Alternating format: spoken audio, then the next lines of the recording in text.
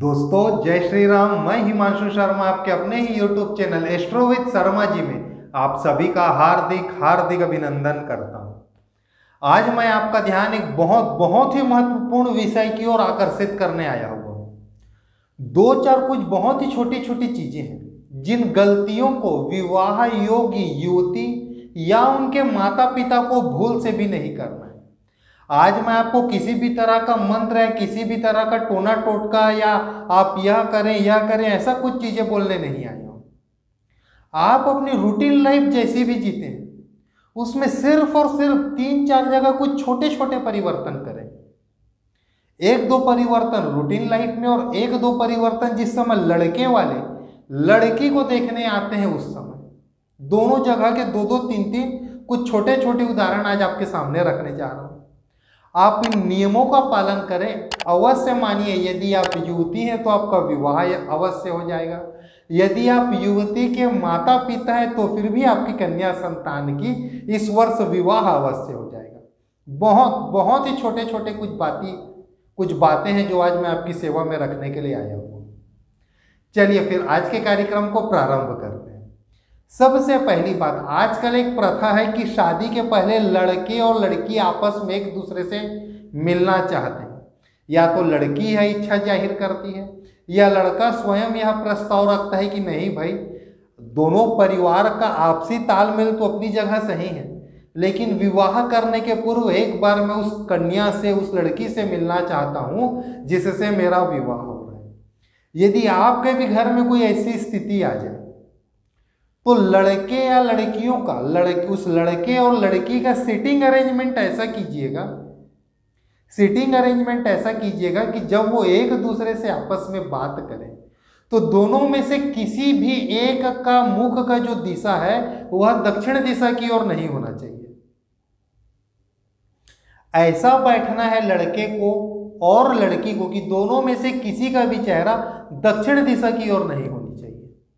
बिल्कुल विशेष ध्यान रखिए इस एक बात का।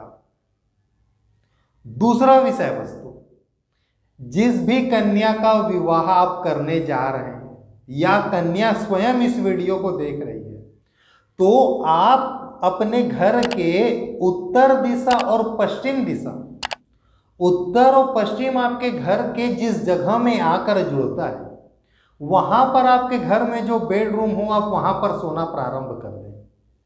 उत्तर और पश्चिम जहां पर आकर जुड़ता है ना उसे हम वायव्य कोण कहते हैं। वायु तत्व एयर एलिमेंट होता है वहां पर। हवा का काम क्या है? बहना।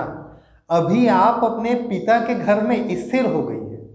जैसे ही आपके अंदर में एयर एलिमेंट एंटर करेगा, बिल्कुल साइंटिफिक तरीके से आपके सामने शब्दों को रख रहा हूं, केवल ऐसा करना है यह नहीं बता रहा हूं, ऐसा क्यों किया जाता है उसके पीछे का भी तर्क दे रहा हूं।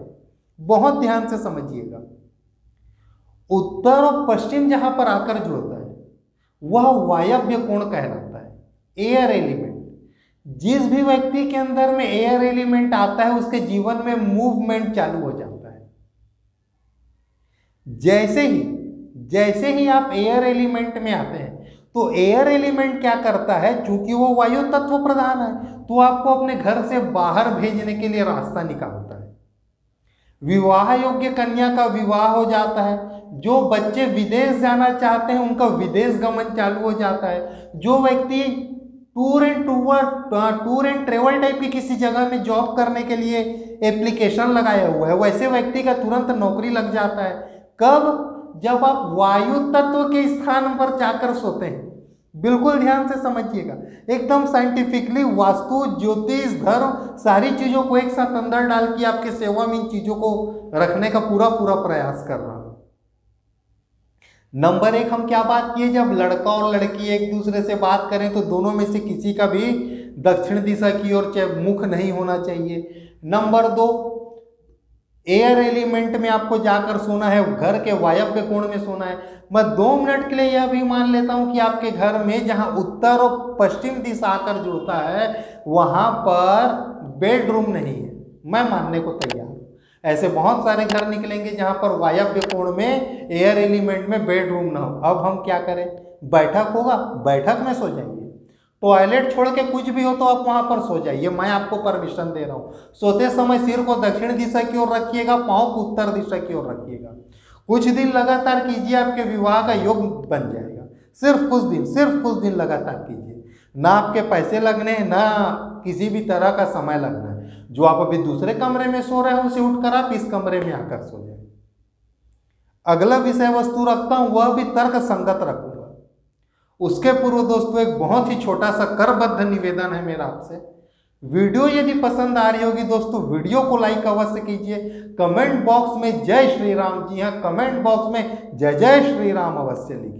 उस ईश्वर का नाम अवश्य लिखिए जिसकी अनुकंपा से मैं इस वीडियो को बोल रहा हूं और जिसकी अनुकंपा से आप इस वीडियो को सुन रहे हैं। उस ईश्वर का नाम कमेंट बॉक्स में अवश्य लिखिए। अगले विषय वस्तु पर आता हूं, जहां पर दक्षिण और पूर्व का कोना आकर जुड़ता है वह अग्नि कोण कहलाता है हमारे घर का। आग्नेय कोण, साउथ ईस्ट डायरेक्शन की मैं बात कर रहा हूं। अग्नि कोण शुक्र देव से संबंधित है। शुक्र का सीधे संबंध सेक्स के साथ है। आफ्टर मैरिज हमें सेक्सुअल एक्टिविटीज करने का मौका मिलता है, सेक्सुअल सेटिस्फाइड होने का मौका मिलता है। जिस व्यक्ति के घर का दक्षिण और पूर्व दिशा जहां पर आकर जुड़ता है वह कोना यदि खराब हो तो होता क्या है, उस व्यक्ति को सेक्सुअल एक्टिविटीज का सुख मिलने में देरी होती है। आप अपने घर के जहां पर पूर्व और दक्षिण दिशा आकर जुड़ती है, जहां पर आपके घर में आग्नेय कोण है, अग्नि का कोण है, उस कमरे को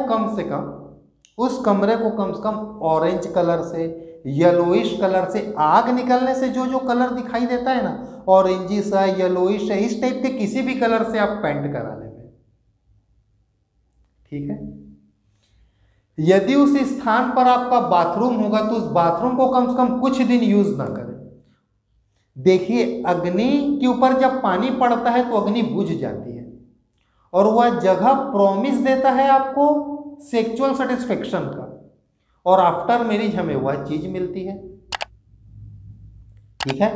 तो उस स्थान में प्रयास कीजिए, यदि आपका विवाह कोशिश करने के बाद भी नहीं हो रही है तो जहां पर पूर्व और दक्षिण दिशा आकर जुड़ता है, जहां पर को हम आग्नेय कोण कहते हैं, उस जगह में येलो, ऑरेंज, रेड, इस टाइप के किसी भी कलर को, जो टोन आपको अच्छा लगे, लेकिन इसी से मिलता जुलता कोई ना कोई टोन होना चाहिए, आप उस टोन को अपने घर में यूज करें।